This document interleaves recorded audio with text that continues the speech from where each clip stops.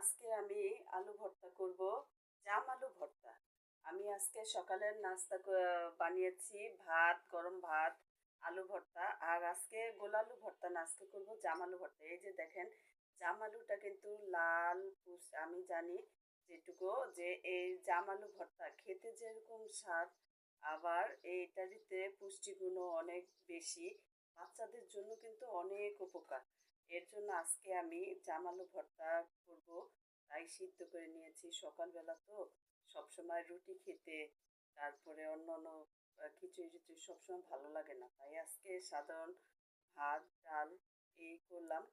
আর এই যে আমি এখন জামালুগুলো আমি আজকে তাড়াতাড়ির জন্য ভাতের ভিতরে এই আলুটা ভালো করে পরিষ্কার করে ভাতে সিদ্ধ দিয়েছি। দেখেন সুন্দর, জামালুটা কিন্তু দেখতেও অনেক সুন্দর। এর ভিতরটা ছিলার পরে দেখা যায় যে জামের মতোই কিন্তু কালার। কে কে জাম আলু ভর্তা খেয়েছেন জানি না, আপনারা একটু এনে খেয়ে দেখবেন। এখন আহ, এই যে জাম আলুটা আমি ভর্তা করব, ছিলে নিচ্ছি। জাম আলু রান্নাও কিন্তু মজার, জাম আলু দিয়ে শুটকি দিয়ে সিম দিয়ে যদি রান্না করেন সেটাও মজা। এখন আমি আজকে জাম আলুটা ভর্তা করে মেহেজাবিনকে দিব, দেখবো মেহেজাবিন যদি খায়। মাঝে মাঝে আমি এটা ভর্তা করব। বাচ্চাদের জন্য নাকি অনেক, বাচ্চাদের কি বড়দের জন্য অনেক ভালো এই জিনিসটা।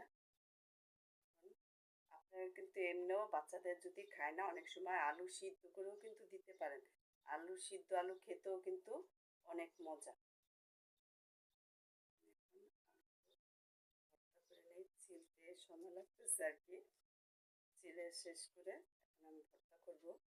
আমি এটাকে, আমি সবসময় আলুগুলো সিদ্ধ করি, এই যে এভাবে এটার সাহায্যে আলুগুলো সুন্দর একদম হয়ে যায়, দেখেন মিশে যায়।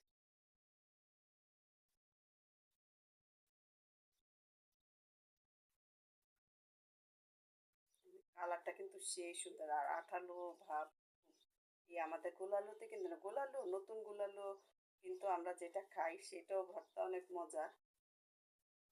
আমার আলুগুলো কিন্তু হয়ে গেছে।